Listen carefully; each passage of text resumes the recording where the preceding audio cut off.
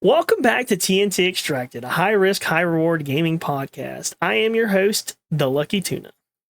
I'm your co-host, Tactical Donut. Today, we're going to go into talking some things about the recent ABI tournament, a new extraction shooter day that me and Tact are going to start doing on our streams, and then therefore talking about them on the podcast, and then a really in-depth view on the map Northridge, and where things are, what to do, how to play certain things that I think would be very good for people to know. Also, I'm going to talk about that I got rated by IMO. One thing I wanted to touch on really quick is a tournament that took place. It was the EN tournament. I don't really have too much to say about it. It was very lackluster. Um, I tried streaming it, watching it with some of the viewers, and it was typical Forbidden game, man. It was a lot of it was just people were just camping, and then maybe one fight would go off, then everyone pushed that fight. But it was, it wasn't everyone was using HKs, or a tapper. It wasn't anything that exciting to watch.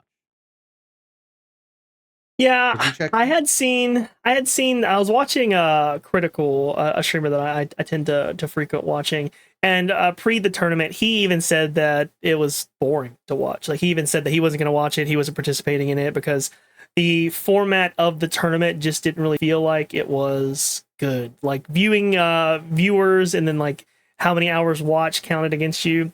He thought, and I agree with him here, that a system where it's like it takes your 5 best raids in a day. So you have a time limit. You take your 5 best raids, and then that's the determining factor whether you win or not. Because that way, even if you only have a short time to play, if you can manage to pull up 5 good raids, you could still do pretty well. But if your typical Forbidden format, Forbidden's so boring right now, man. It's full T6 and HKs everywhere you see, or some rats with some SJs running around, and I don't know if you've noticed this, Tact, and I think you may agree with me on this because of our experience last night. But it seems like most of the Forbidden players aren't even playing Forbidden anymore. Everybody's in lockdown now because Forbidden for me has been super easy. Like, Forbidden for me is like it's like there's barely anybody on the map. I can kind of run around normally, and that's like Forbidden Farm. And with the event there, you think there'd be more people there, but it seems like they're all on the lockdown. I've had a couple other people agree with me as well. What are your thoughts on that? Yeah, no, I agree with you on that. It's been kind of. I mean, I haven't played much Forbidden this season. I played, I just started solo, which is kind of Forbidden but a little bit different. Yeah, it's the same thing. The people you do see, there's some rats, and then you have your HK guys, and there's not much for diversity in Forbidden. I know I'm beating a dead horse here talking about it, but I just think it's important, and I hope that they change it because, and same thing with tournaments, make it to where, okay, instead of running T6 and HKs or a tapper, it's just like just change guns or do something different. Like, or actually, if it's the tournament, it should be nonstop action. Maybe it might. There's a little slow points, but it was just, you know, it was just very dry and dull. Yeah, I've said it before in a previous episode, and I'll say it again. If you are a person who has a regular job, your average player, or even a small streamer like us who play the game often, and kind of make a point of making content and doing the things and doing the challenges, it just doesn't seem like these things are very beneficial to us. And that's one thing, is that we can't really participate or feel like we're not really getting anything to participate besides our little free 30-day trial butt pocket. But even the bigger streamers aren't participating in it or even watching it. So they don't even find it exciting. So I think there may need to be some form of rework for some kind of tournaments. The last tournament that I even remotely heard about anybody watching was the one that had like IMAL, Landmark, Peanut, big names in there, and they were watching because of them. I think it'd be really cool to see some smaller streamer contests or tournaments or even, things that the average person can play in, and make the rewards kind of worthwhile or winnable for us more average players, because I think that's much more engaging than watching a bunch of people who have 2,000 hours in the game sit in a corner with an HK waiting for somebody to run by. Oh, 100%. And ABI, please bring in. There's a couple things that I know you and I discussed this week, and I didn't even think about the one that you said. Bring in offline mode, so which would be awesome for us to do a lot more podcast coverage for you guys, just to kind of show you some things. Tarkov has an offline mode, and then also bring in custom games. Like, let us, the community, hold our own tournaments, which would be kind of really cool to do. I 100% agree. So even though in Tarkov, if you have your offline mode and you can load in with your friends if you have a certain edition, um, or they may have changed that since then, but used to you had to have a certain edition to be able to load in with your friends offline mode because you could kill each other. We used to load into offline modes in Tarkov and just like have little contests against each other. And it was always a fun time. And then, like you said, for someone like us who are smaller streamers and trying to host a contest, it'd be really cool to be able to host a contest in an offline mode or a controlled mode that we could like see, and even take away the tournaments. We're going over the Northridge map today. So me and Tact went and we ran some Northridge raids last night, so we could get some like visuals to put on the podcast that you could see. Once we go over the map, you'll see more of them. Where we like, oh, this is what the door looks like. This is the area the door looks like. We had to go run real raids to do that, and we run into players because if you're going to places with doors like Motel, you're gonna run into players. So just to grab information like that took us a lot longer than it would have if we had an offline mode. And that offline mode in Tarkov, the reason people use it is to learn the maps. We have a top down of the map that we can see everything, but it's not the same as being in the map and seeing like your vantage points and like your peaks, stuff like that. So yeah, give us an offline mode, please, if you don't mind. That would be really cool. Be really cool. Please. Yeah. And going back to the tournament, you see the announcement for it. I feel like most people, like myself and Tack, were just kind of like, I'm not going to make a strong effort to watch that because I don't care. And it would be nice to have something exciting. When I was streaming it, and I know I was tired after work, but I literally fell asleep in my chair for like a split second. I was like, yep, I'm going to bed. This is not worth it to watch. It was like so incredibly painful. Yeah, and I think a tournament or some kind of like televised or streamed thing or community involvement project like tournaments is really good in most games to bring more people into the game, get people more excited about the game, give us something to look forward to. So making some changes, I think, would be good. Now, I do have ideas, but we'll discuss more of those as well, because we actually have an idea that we're kind of brewing for our own little community tournament. We're just trying to work out the small details to see how it would work, how we would manage to rank the teams or build the teams together, or kind of make sure people were doing the things they needed to do versus just telling us and seeing it. So we're gonna give it a go, and once we get things worked out, keep an eye out, because we would like to involve regular people in the community to be able to play.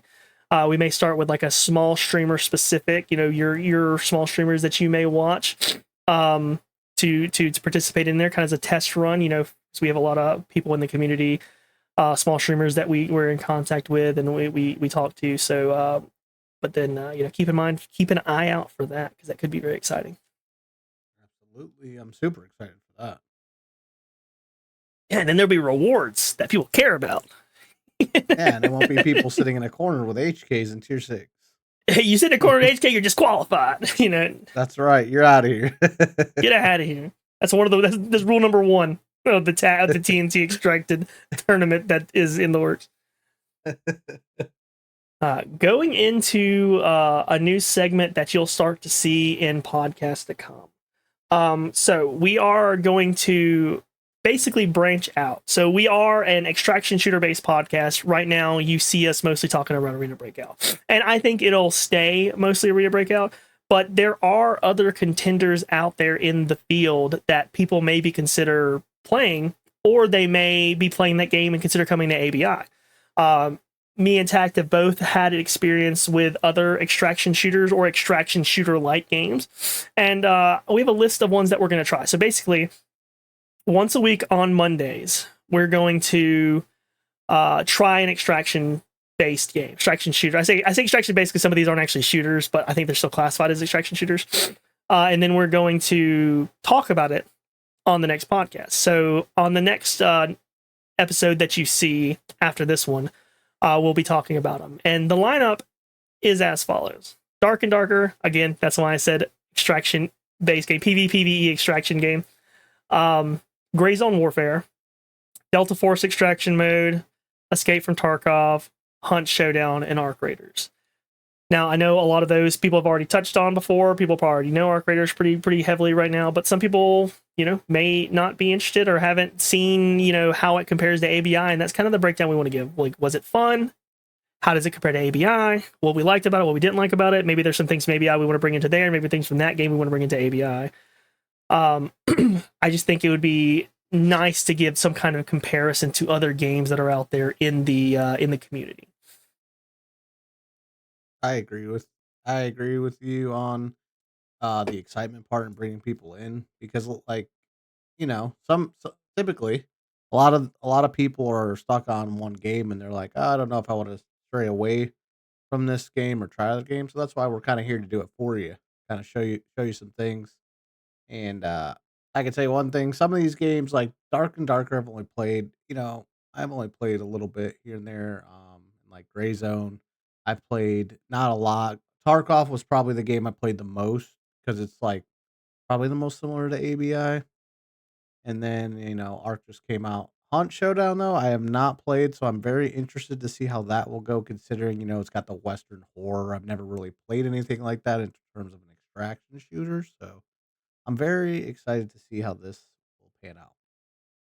Yeah, absolutely. And give a little overview of things that I've played. I probably have as many hours in Dark and Darker as I do Arena Breakout Infinite. But the thing about Dark and Darker is that it changes so drastically throughout the season. It's a very different experience than ABI 2, because a lot of these other ones are still FPS games.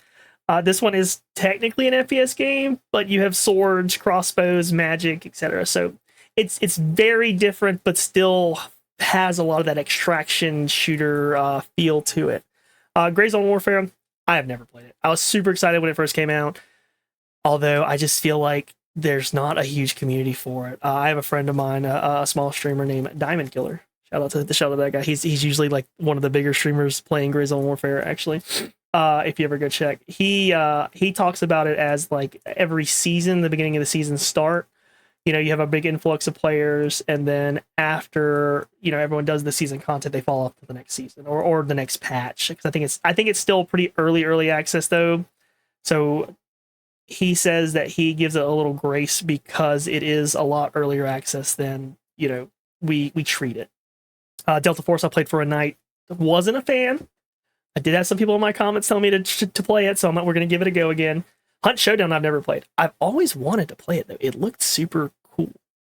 I know it has a pretty strong like cult-like community that people who love that game, they play that game. And then Arc Raiders, new kid on the field. It has a lot of hype around it right now.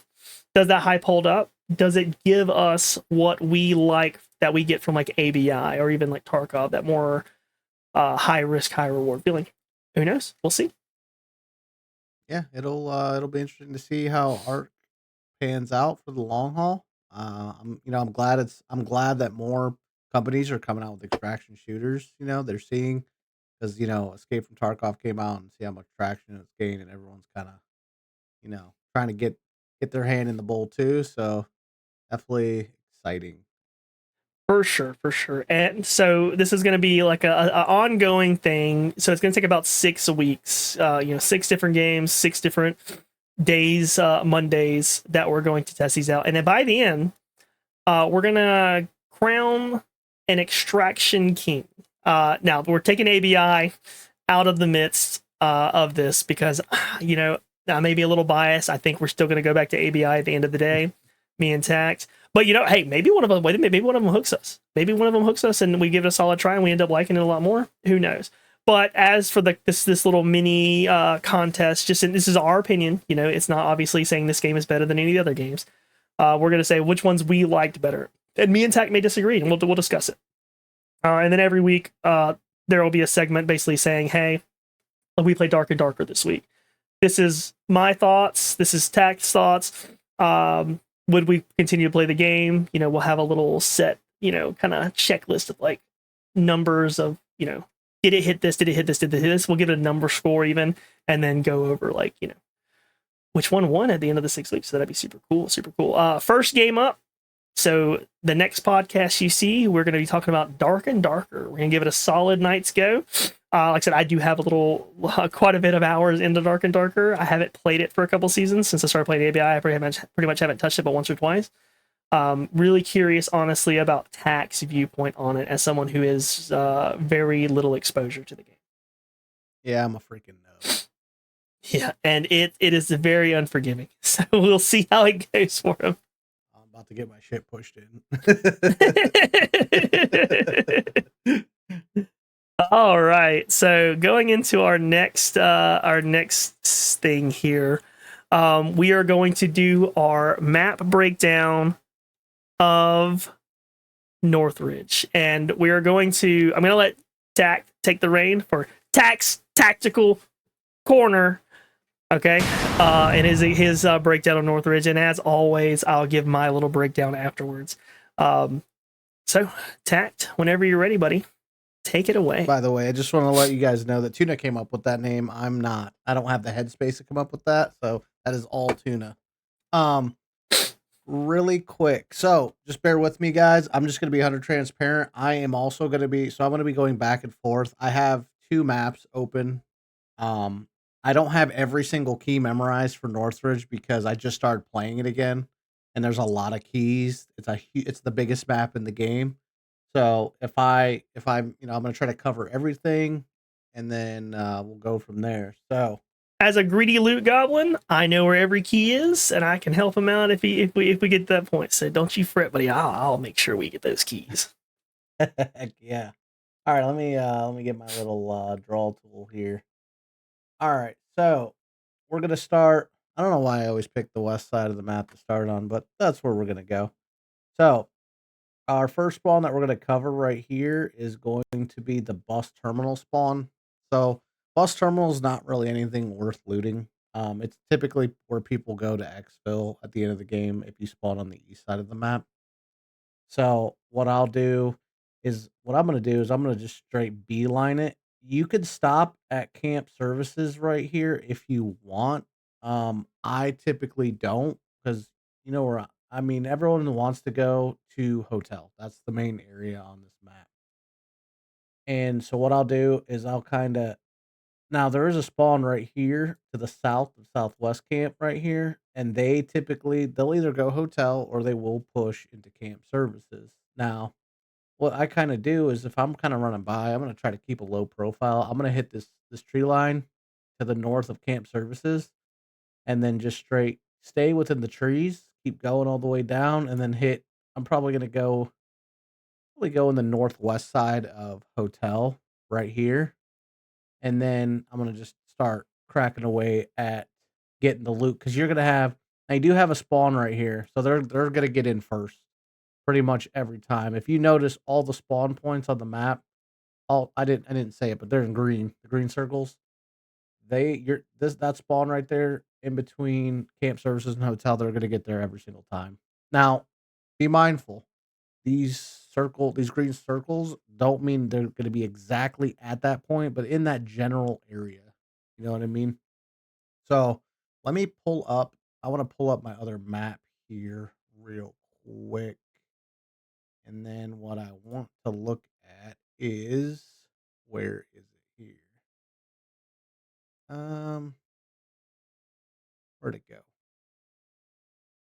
You're looking for Tact. I'm looking for there it is. I found it.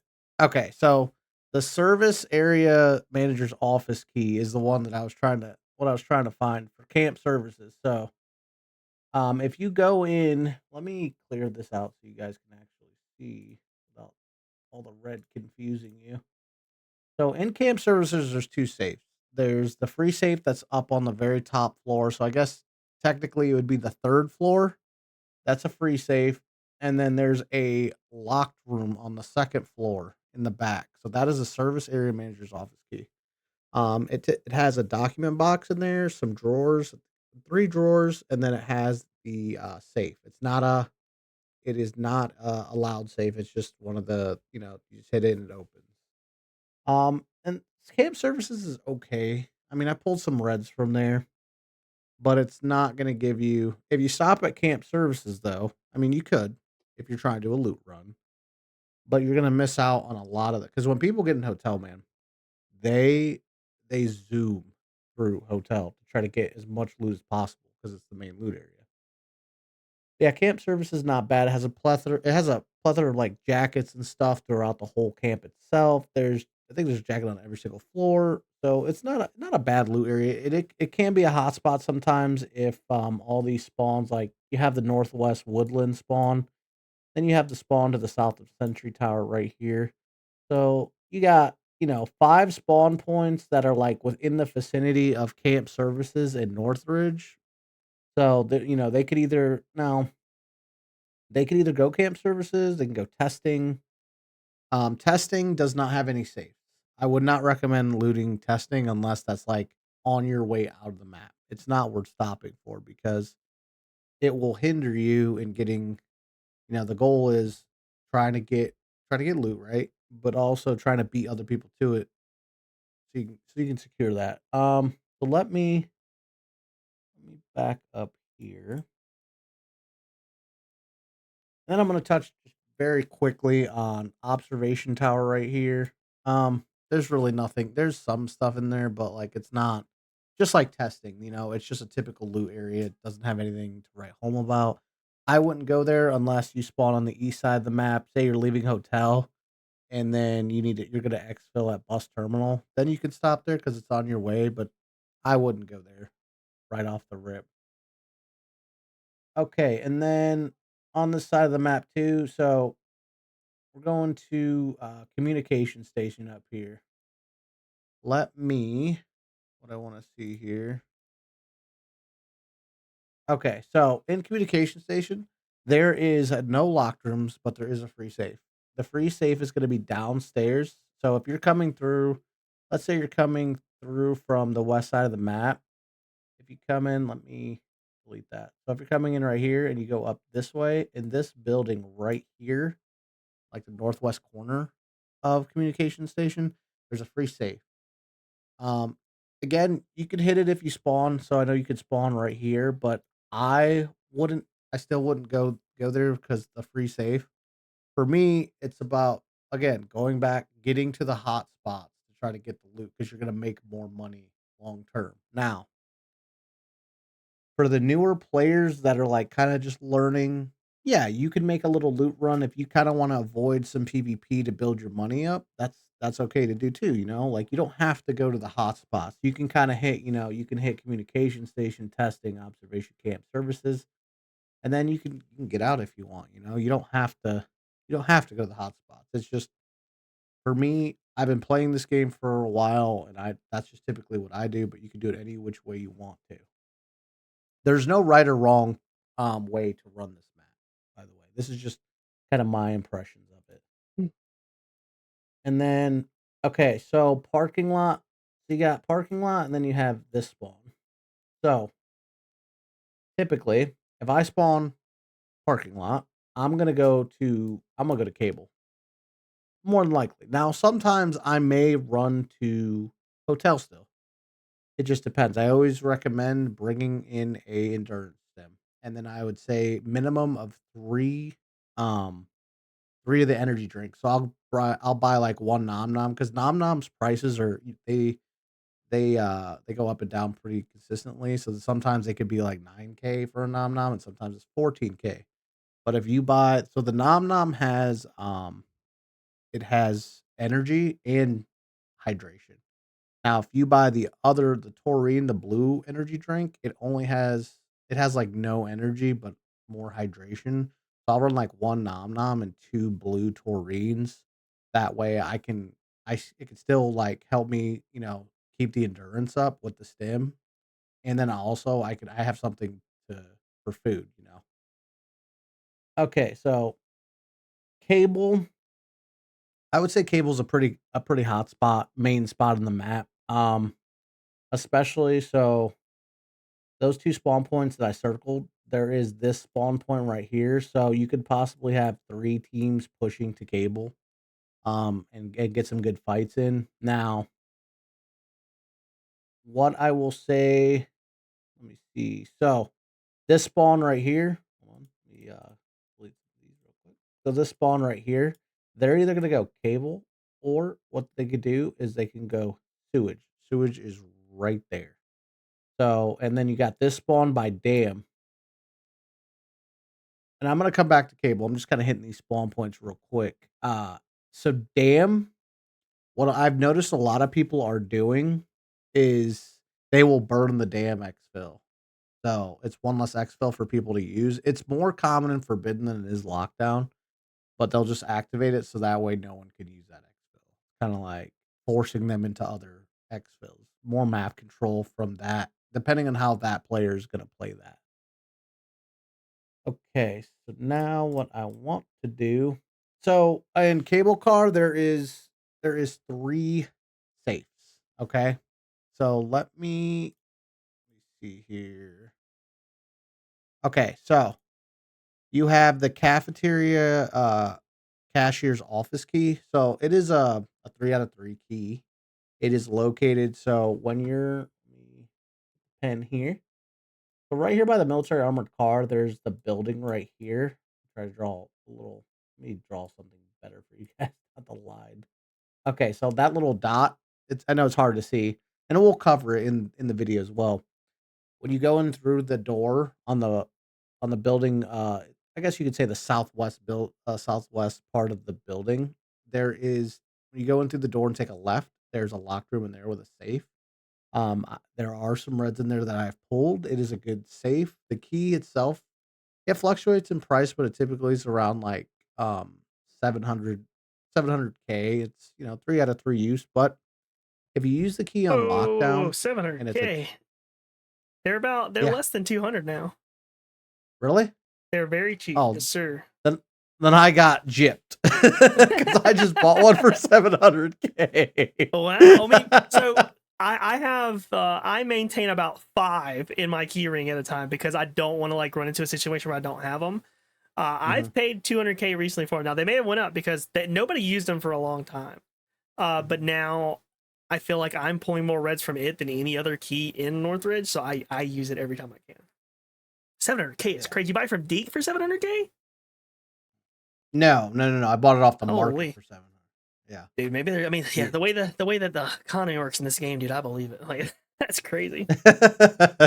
Yep, don't listen to me, guys. I got robbed. So okay, and then okay, so we talked about cafeteria lounge key. Now, so if you go up the stairs of that building where you just hit cafeteria and you slide over towards like the east, there is a free safe upstairs. And it's a loud safe when it activates, so just be careful. Don't stand in the windows because if you loot that safe and stand in the windows, a lot of people will sit in this area and they'll be looking towards cable and they'll just try to snipe you in the window. I've killed a couple players that'll hit the save and they'll just stand right there in the window and just snipe them even before they get to the safe. So it's like a duck hunt. So don't stand. I will advise you anytime you're looting.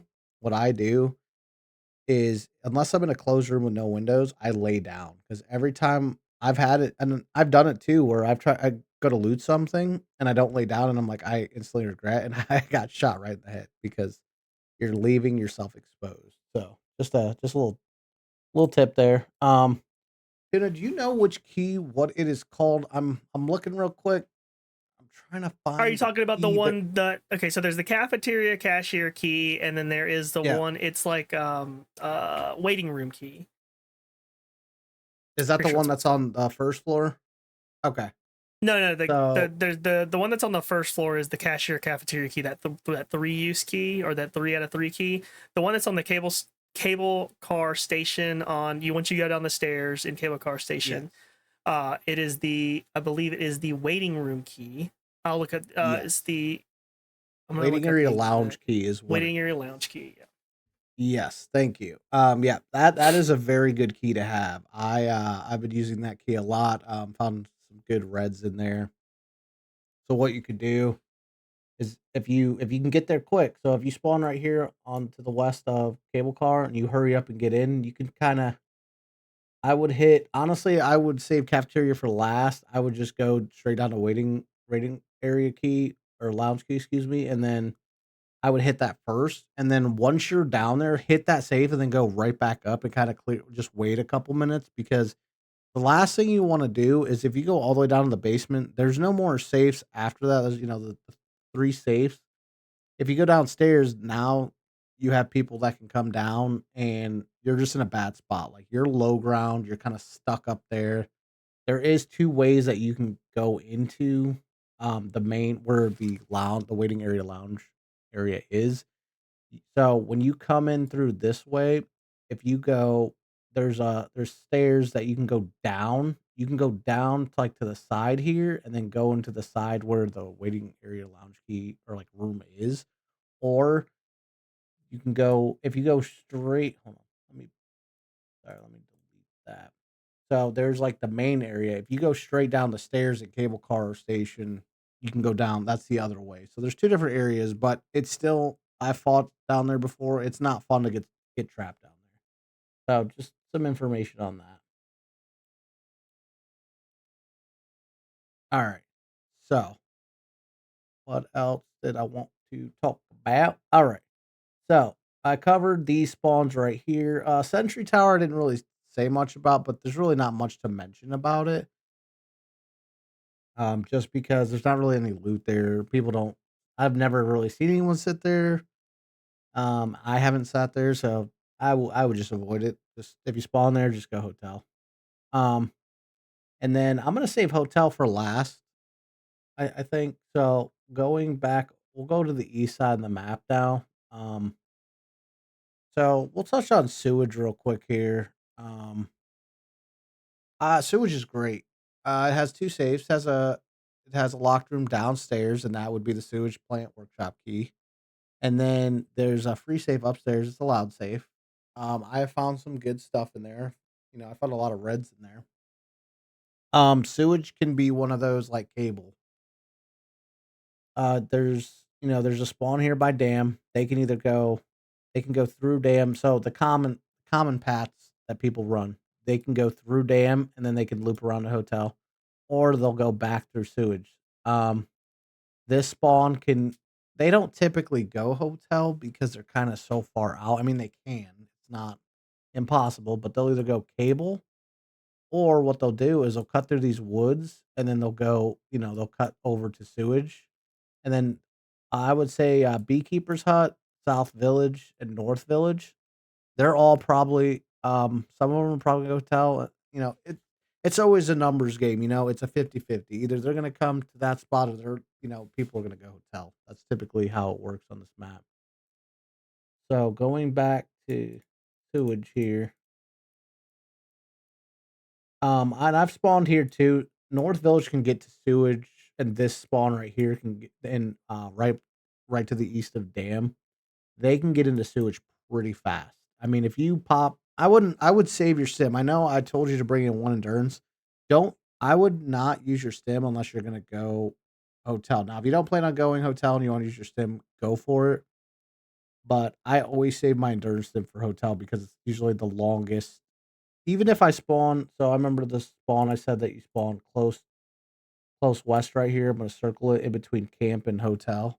I will still use an endurance stim because of like I said, you want to get in quick, you want to set up, and then wait for other teams to get there. And then Briefly talking about Sawmill, the only notable thing about Sawmill to the south of Sewage is there is a free safe, right? Well, I don't know why I circled that. It's not in the field. It's under this little we'll just call it like a little like a metal building, but it has there's no sides on it, you know. It's just it's open and it's a very sketchy safe. I personally I'm on the fence about hitting it, honestly. If I'm solo, it just depends, you know.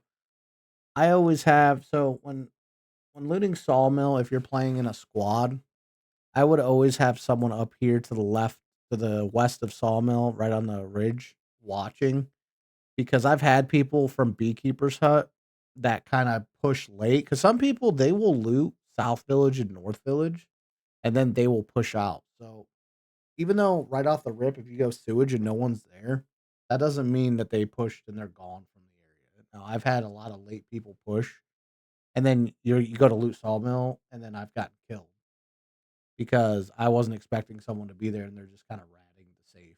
So you definitely, you know, take it with your own. It's a very risky, high risk safe. I actually just found a red in sawmill today. I found a dawn, so you know it's take it at your own risk. Um, Touching on the beekeeper spawn, not much really to say. It's just a very typical loot spot. There's no safe. It's just got like some jackets, some cases, you know. If I spawn beekeepers, either I'm gonna push sewage or I'm gonna go hotel. Um, North Village spawn right up here, the North Village spawn. I'm probably just gonna push sewage, and then after sewage, how I run it is I'll hit sewage and then maybe get into a fight, and then I'll go to sawmill and then I'll go hotel. You don't even if you don't if you get to hotel late, you can still you may what am I trying to say? All the loots might not be hit because some people will get into fights and then they'll be like trying to, heal up and pack up the guys that they just fought. And a lot of stuff may not, or they may even choose to get out. Um, and may not loot some of the stuff. I've seen that before too. So let me back up here. And then South Village. Oh, Jesus. I cannot draw today, guys. I'm sorry. So South Village right here, spawn. What I'll do is I will just push hotel immediately. Now, one important thing I want to say about this. With South Village spawn, there is not a South Village and Beekeeper hut. Like if you spawn South Village, you're not gonna have a spawn Beekeeper. That's just too close. So it's either one or the other. Now there is a North Village and South Village spawn. I've seen it every time. I've never seen it where it hasn't been. But South Village right here, you have this team right here. They're just kind of. I have seen it to where I'm pushing hotel, and they will kind of just sit in this little forest, kind of to the east of the shack, and they will sit there and just wait for you to come by and try to rat you. It doesn't happen a lot, but so if you spawn there and they spawn there, they're probably gonna get there first. But if you hurry up and use your endurance with your energy drink, you can still be right behind them and try to get that fight. You know, personally, I like fighting, but at very tactical level. Like I'm not just gonna push blindly at them unless I have some information. So wanna make sure now, some of these other spots like Cliffside Highway right here, Eastern Bridge, there's nothing I wouldn't even go there. I mean, so really quick, so at Eastern Bridge, there is an exfil if you spawn on the west side of the map, but, I've taken it a couple times, but, like and, I know North and South Village, there's no safes there. It's just, it's just like a bunch of loose loot, and I know for the big container, I had to go there a lot for that, and that was extremely tedious. Okay, and then let's see, make sure I covered all those little spots here. But also, you can get a lot of a good loot. Like, say, if you're doing your loot run, you could hit South and North Village. You could push sewage late, and it just because people go there, they don't always have the keys. Surprisingly, by now you would think everyone has keys, but that you know that's not a bad thing though. Like a lot of people are new players are trying to get their money up. Maybe you don't want to buy a key. That's okay too. You can loot a lot of the loot. There's I mean Northridge is huge. You could hit all you could like hit all these little areas and make still make good money off purple. 5K square. That's my rule. Um okay, so we are gonna talk about the hotel. The main spot. All right. So The big one. yeah, the I hadn't big talked in a while, one. man. I had to put something out there. All right. Let me make sure I'm getting. Hold on here. Trying to start. Okay, so floor. We'll call it. What did you say, Tuna? You said what would you say? The ground floor. Is that what we're calling Yeah, it? so the way floors work, depending on which country you're coming from, usually in my experience, there's G floor, that's your ground floor. You have the first floor, which is sometimes called the second floor, and you have the second floor, which is sometimes called the third floor. We'll say ground floor. I'll say second floor and third floor. We'll do that just because that's how the map. If you look up like the TNCO map, which is the one we're using. Thank you for letting us use your map, even though we didn't ask. Uh, Thank you for creating a very in-depth usable map. That's how they refer to it as G2 and 3. So that's what I think that's what we should do. I know I lied to you. They do G1 and 2. G1 and 2. You forget everything I just said. G1 and 2. Okay. One thing also, I did forget to mention this as Tuna was talking, it made me think about it. Access bridge right here. It is an exfil. It's not every time. It's 25 minutes after 25 minutes elapsed in the raid, you could take it. And then there is a free safe. Now, this I know I said Sawmill's sketchy, but this is the sketchiest map or sketchiest map. Sketchiest safe on the map because of you have rats that will be on these rocks right here or right over here that hangs over hotel. People will sit there and rat you trying to get to the either the safe or the exfil. So be very careful, take it at your own risk. I always check the areas. And then another exfil I want to mention that I didn't talk about Before you is jump on down on access bridge, it is rare, but I have had it happen to me. If someone has good enough optics, whether you're at dam or access bridge, you can see them. You can see across the water and get a pop shot off. So be careful if you're extracting a dam. Be careful at your extract bridge, access bridge. It's less common than where tac circle, but I have been popped by a T6 round all the way from dam on the access bridge trying to loot. So be careful. yes, that is true. That's a very good point. Um And then one more tidbit I wanted to say right here is the lifeboat. I believe it's 7,500 Cohen for the exfil. It used to be a key, and they took the key away and made it, pay. Now it's not always there, but when it is, it comes in clutch. Um, but also, like Tina was talking about with Dam, be careful using that exfil as well because like right here where Access Bridge and Dam is right here, it's I mean, there could be players around this whole area. They could sit on towards the edge of that, and they'll just snipe you. Now, what you could do, throwing a smoke, it could be good, but also be bad. If you don't throw smoke, um, people are way easier to see. But if you do throw smoke, then it's more, now it's like, oh, someone's smoking. Let's go look at them. So Yeah, whatever strat you want they'll to do. definitely know you're there if you throw smoke. So be careful. Yeah, sometimes I'll smoke towards it just to ensure, just depends. Just depends on what I'm feeling. Okay. So, going back to hotel, let's see here. Where is it at here? I'm trying to find the key. Stuff.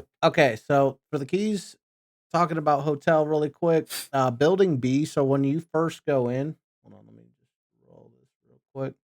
Let's just say you're coming up through this road. What I'm going to do is I'm going to go in here and then cut over here. Now there's a lot of scavs at hotel, so that can become a problem when you're trying to be low profile, or trying to do your loot run. The first key that you're going to run into right here is going to be the manager's office key.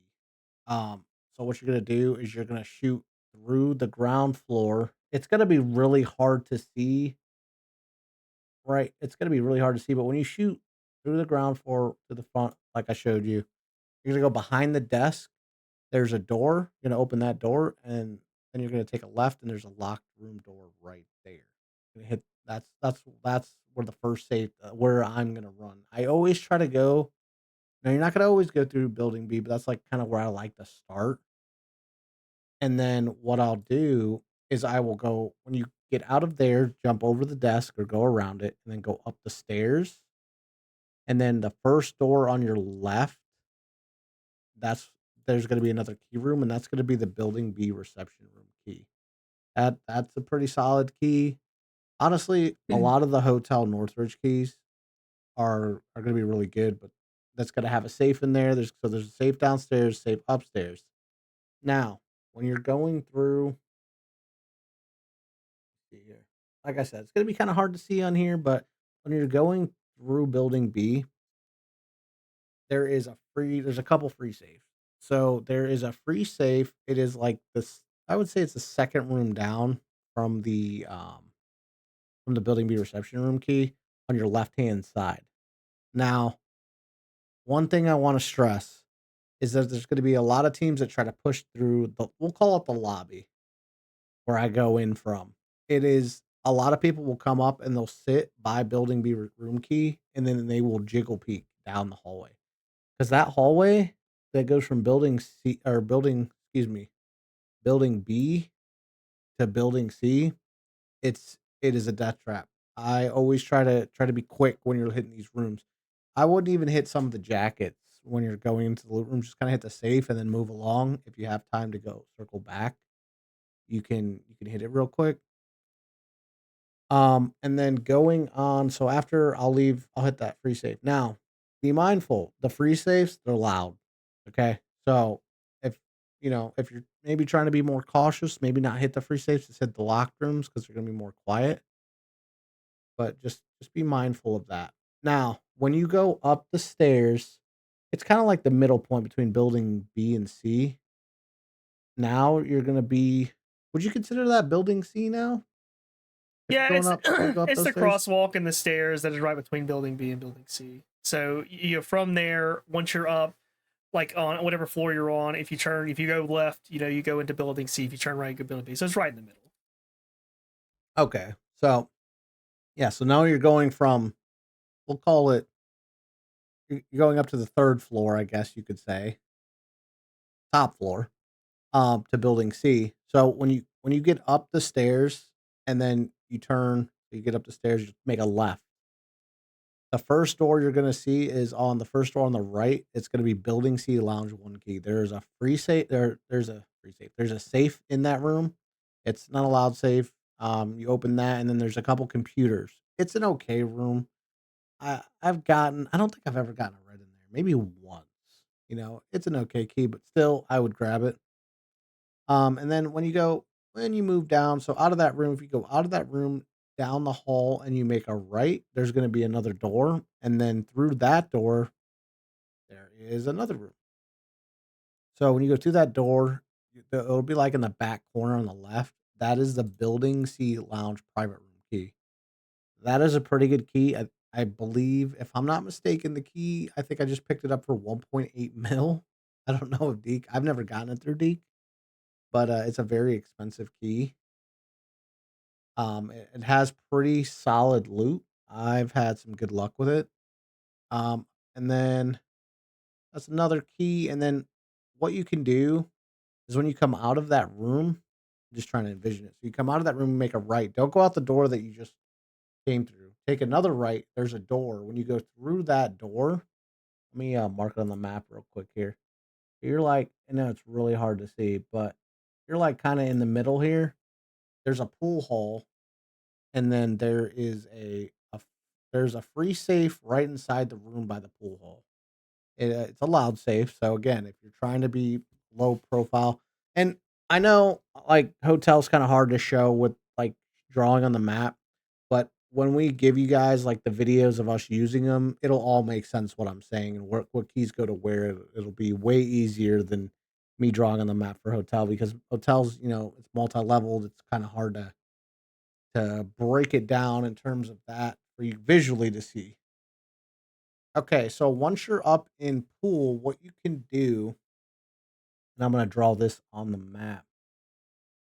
When you're going from C to D in pool, there is a little ledge. Like say it's right there. There's a little window you can crawl out of and then like a ledge you can sit on. I don't typically go that route.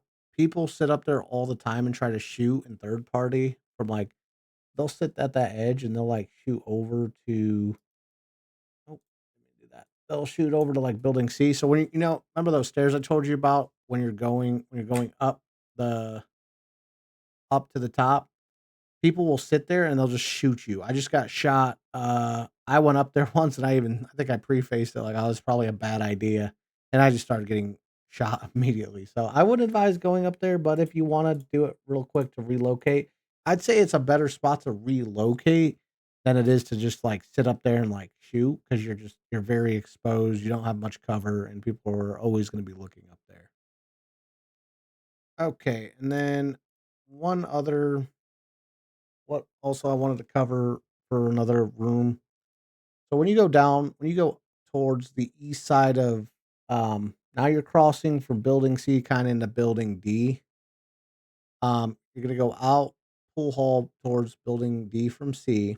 Then you're gonna go down the stairs, and then you're only gonna go down one level. Once you go down one level on the stairs, and then you go towards building D, it is your first room on the right-hand side, there's another free safe. Now, again, loud safe, it's gonna bring a lot of people. If you're trying to remain low profile, don't hit the free safe because it's gonna give your position away, people are gonna know you're there. I would save if you're trying to do loot running, I would save free safes for last. That way you kinda hit all, like, the main bigger rooms, and then if you got time or you feel like you cleared it out, you can go back and hit the free. And then the last room I wanted to touch on is how to get there. So once you're hitting the free save, so let me mark on here on building D. So you went across pool hall down, you're on the first room. We'll just say it's right there. Okay. You're gonna go, there's a little divider wall right here. Let me just draw a little bit. So what you're gonna do is you're gonna go around the dividing wall. That is not really can't really That's fine. see. That's fine. I think they get it now. Yeah, you go around the dividing wall, and then you keep going straight into the room. You go to the end of the hallway, take a left, and then a quick right, and then it's gonna put you outside kind of. You're gonna go up the stairs, and then you're gonna make a right, and that's gonna be the, building D projection room key. That is a pretty solid key. I pulled some reds in there. Um, it is kinda like in the back over there. You can sit on the ledge before you go into building or projection area. Sometimes if you wanna just prop up, eat some popcorn, and watch the movie that they got, I think it's pretty cool. I've sat up there a couple times and watched it. But you could also look down, so, we'll just say the ledge is right here. You can kinda look down at, like, right towards this area. People are gonna be coming up right there, and then you can just ambush them. That's or you can go there's a little, bridge that connects to building A.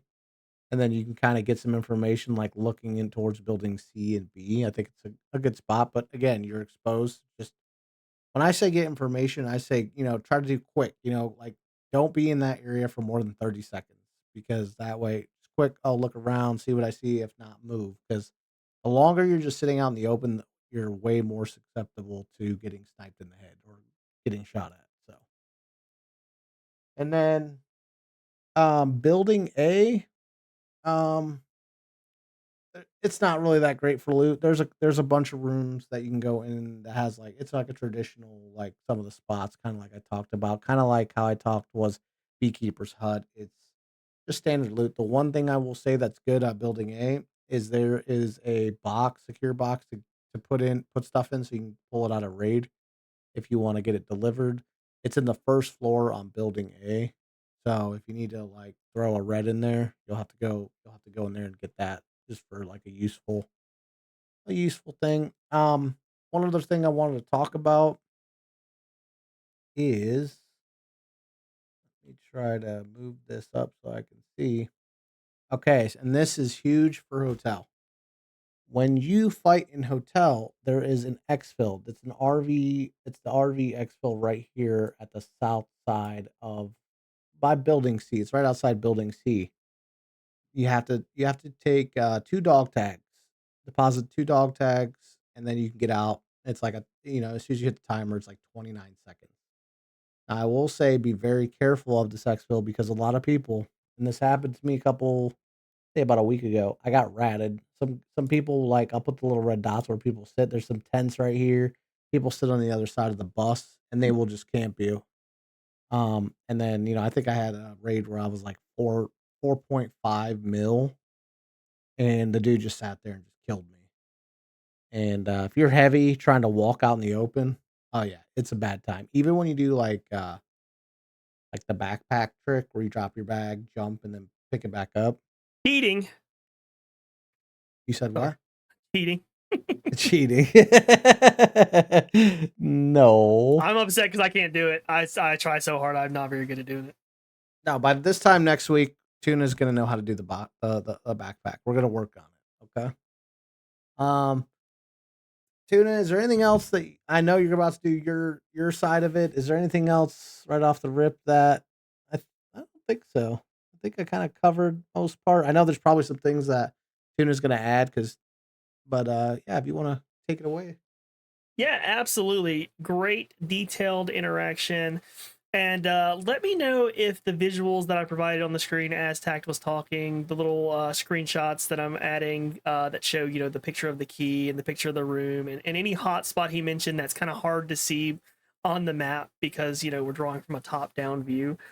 So if those included graphic visuals that I added on the screen have been helpful, let me know because I don't mind doing them. Now, again, I always preface of saying tax is probably the correct way to do everything. That's not what I do unless I'm playing with tact. All right, so I'm gonna go talk from more of a solo perspective. Now, I do play in a small group, but a lot of times they end up dying, and I have been playing a lot of solo ops lately.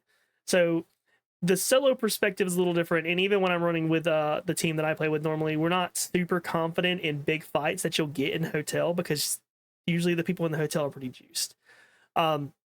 So we play a little bit more carefully, the least amount of risk for the highest amount of reward, and that reward being loot.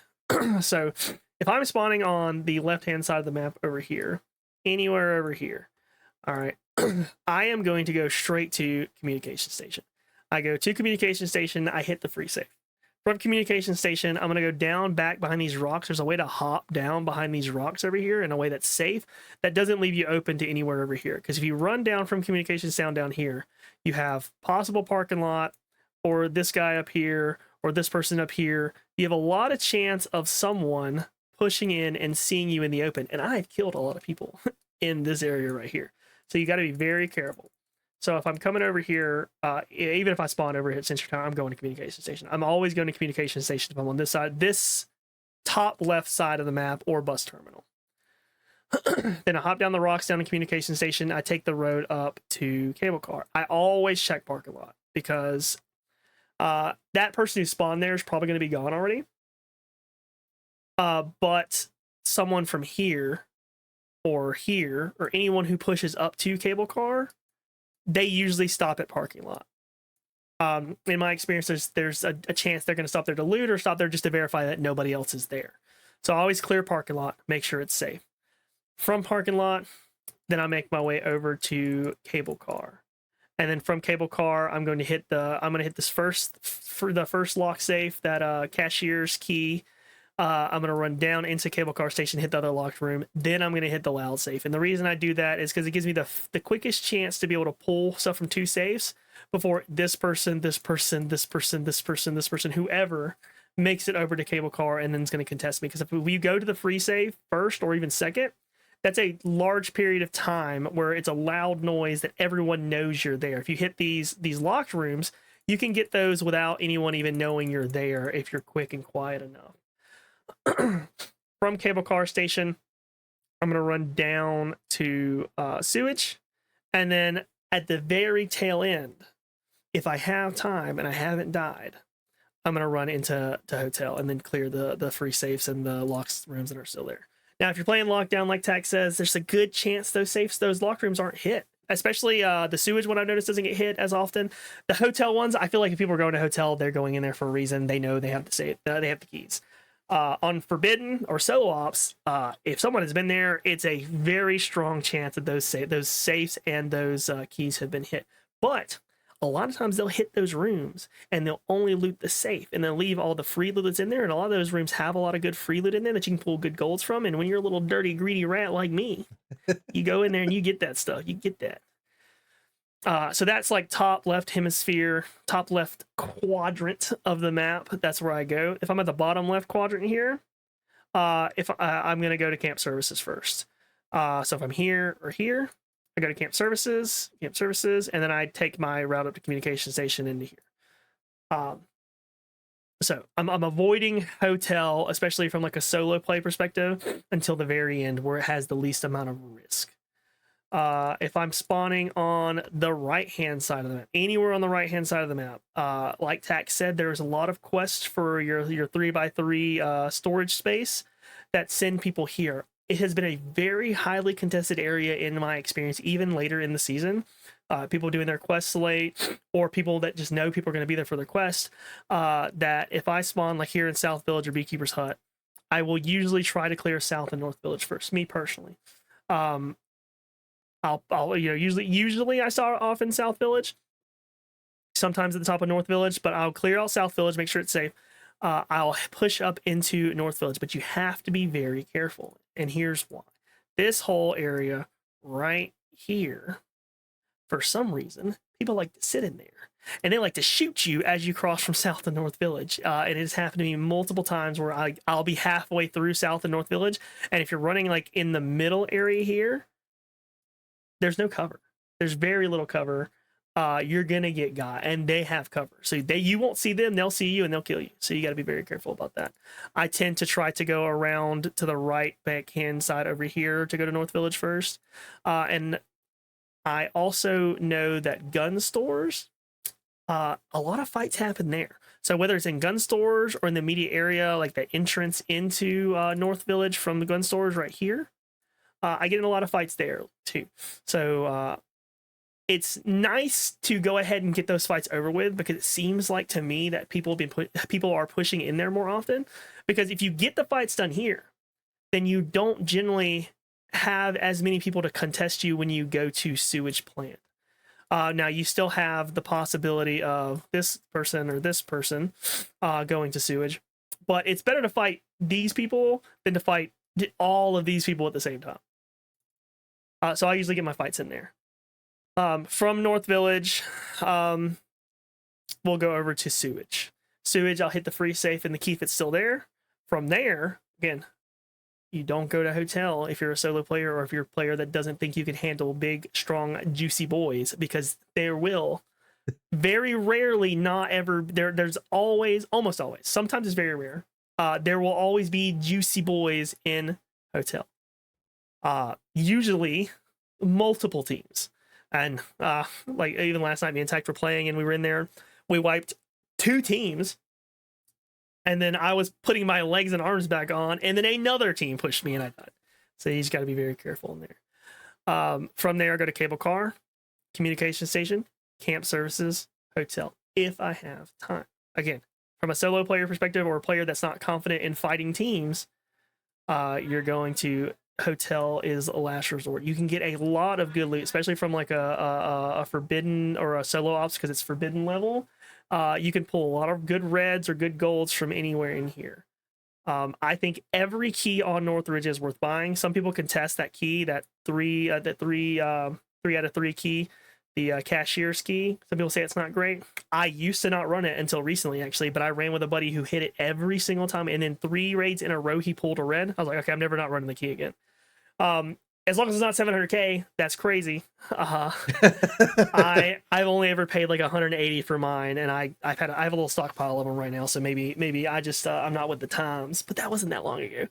But the economy, I've said it before, is dog shit. Hate the economy in ABI. Yeah. So from there, I'll get out.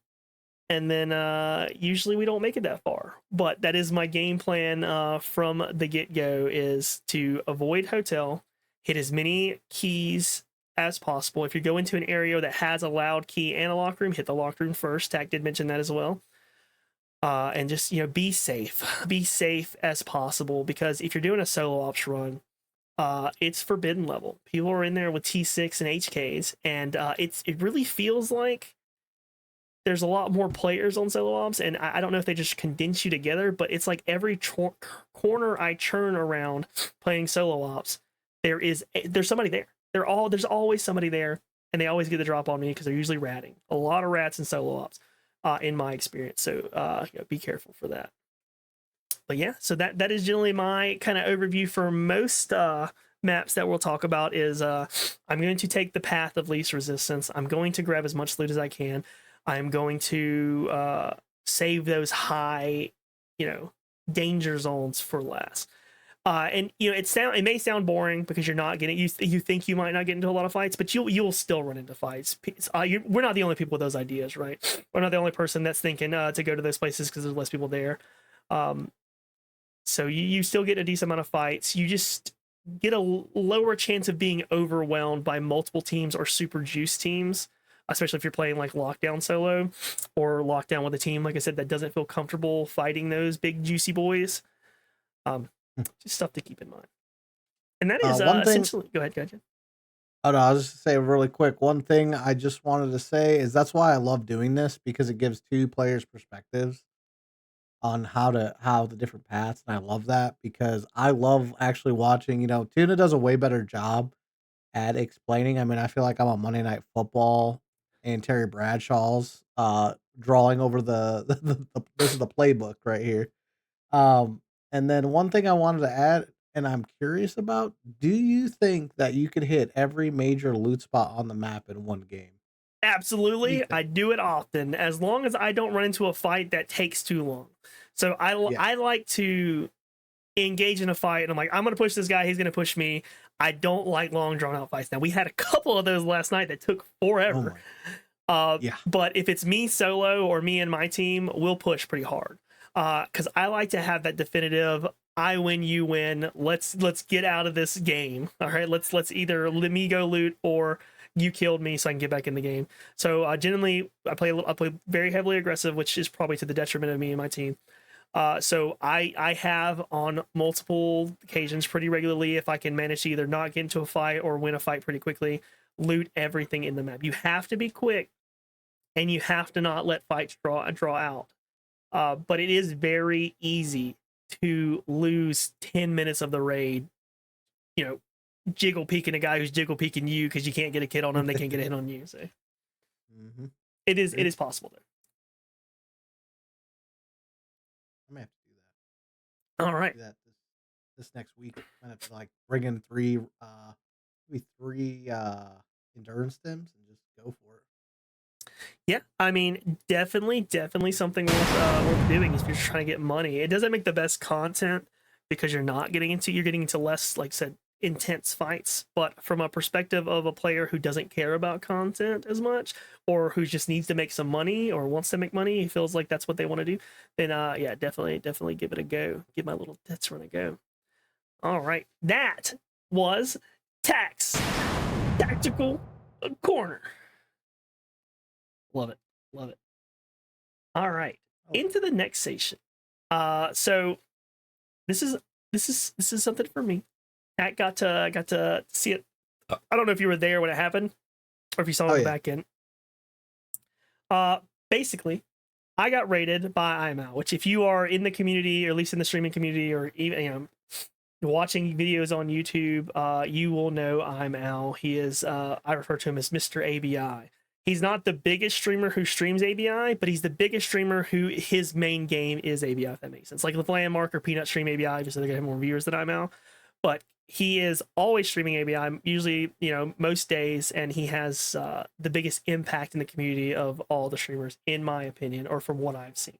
But now decided one day I was having a pretty off night. I was not feeling it. I was actually about to stop streaming. He rated me with 935 people. I got instantly sweaty. you know, I got super nervous.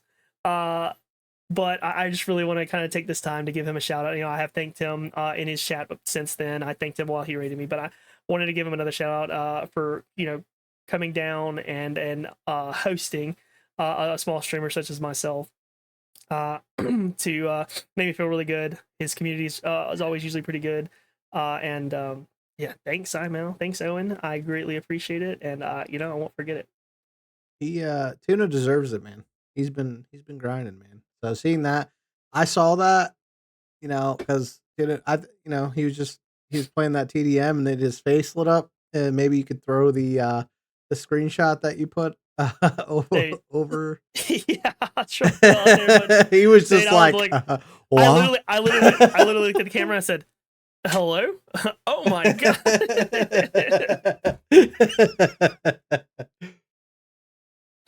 All right.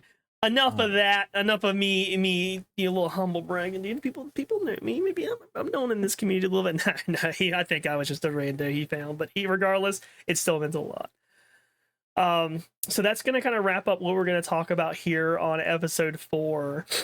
Really excited about that extraction day. So the 1 day a week that we're gonna try out the new extractions. Dark and Darker again is gonna be our first one that you're gonna see on the next podcast. We'll give our little overview and we'll tell you how we felt about it. I probably am a little bit more biased than Tact, but I haven't played the game heavily in the last couple seasons, so we'll get a good chance to see how it's progressed, because I kind of stopped playing for a reason, and we'll see how Tac feels coming from a perspective of not having played it. Definitely keep a following of us for any live updates, and then if you guys want to see a specific game before, because we don't have a set list of which games we're going to play first. Tell us, if you say, hey, we want to see you play Grey Zone Warfare, because I'm honestly super curious about Grey Zone Warfare. I was super curious when they announced it. The idea of it sounded really cool, but it has to be a reason in my head why the viewer count and the player count is down. So, I definitely want to try that. Not super excited about Delta Force personally, because I have played that and I did not enjoy it, but we'll give it a chance. We'll give it a chance. And again, if you have any specific content you want to see, different segments you think would be really cool for you to see, things that you may have wanted to see on some of these map breakdowns or some of these other segments that we have that we didn't cover, because sometimes we could just miss stuff. Let us know, because we're more than welcome to talk to you in our streams about them, create a little small video even to kind of segment or kind of what's the word I'm thinking of, kind of add on to things to supplement. That's the word, not segment. To supplement. We're definitely more than happy to do that. We again, like I said, I'm pretty sure Tech feels the same way. Anything that can make people feel better about this community and keep wanting to play the game that's what I'm here for. We love the feedback. Give us as much feedback as possible. Helps us out and kind of gives us some more target areas for us to focus on for what you guys are looking for.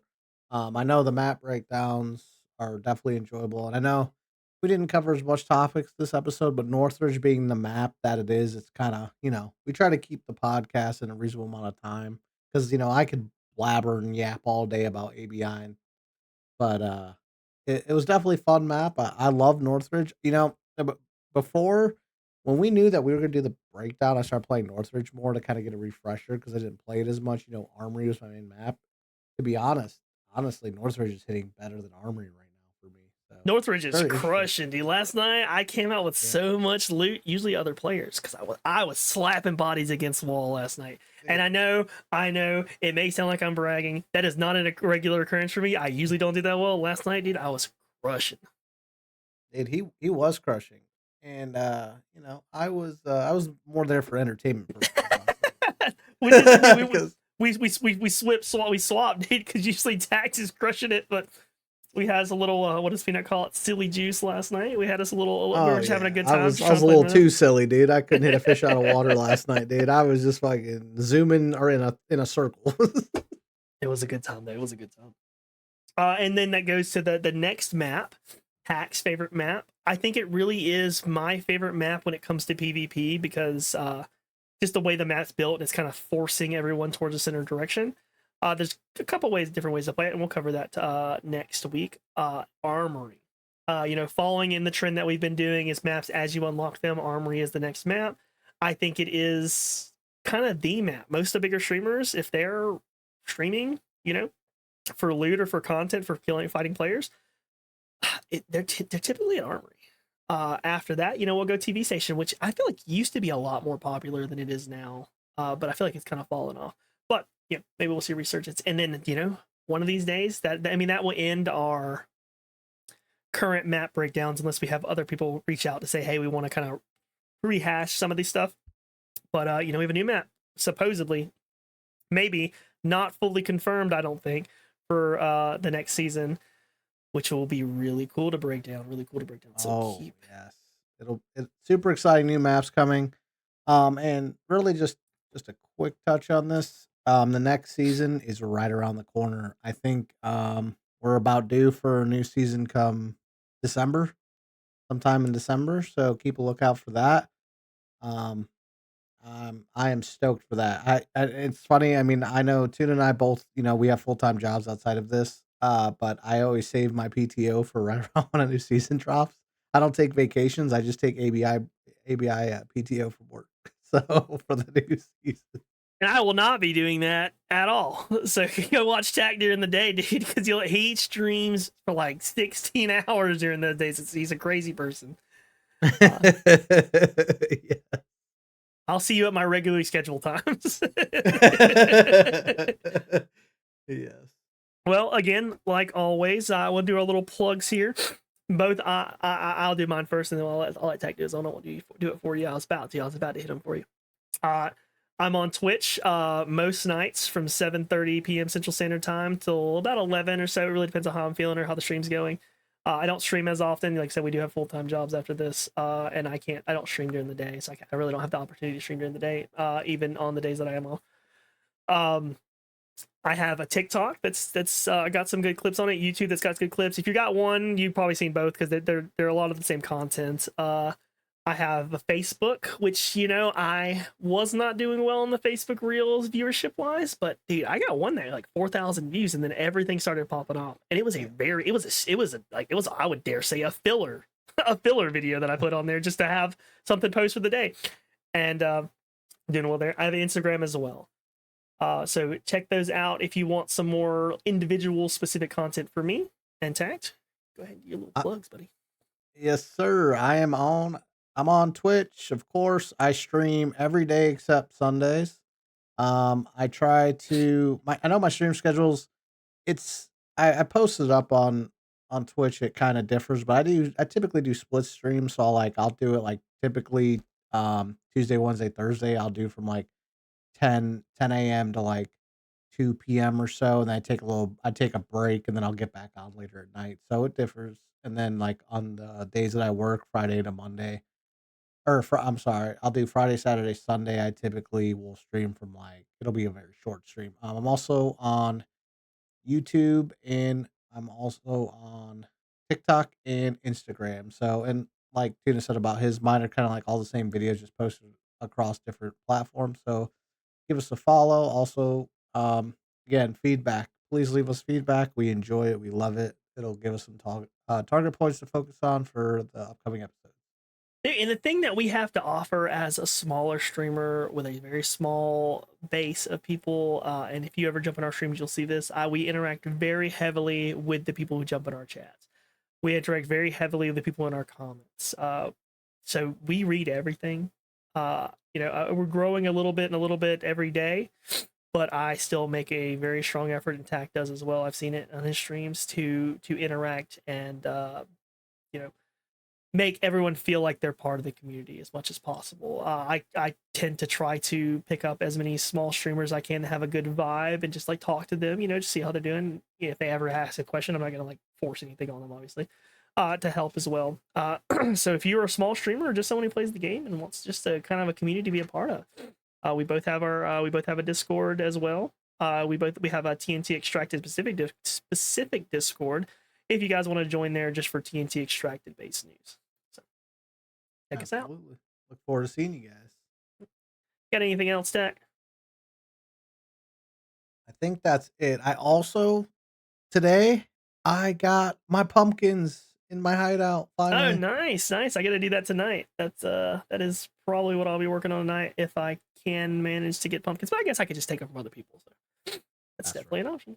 I'm very close, very close.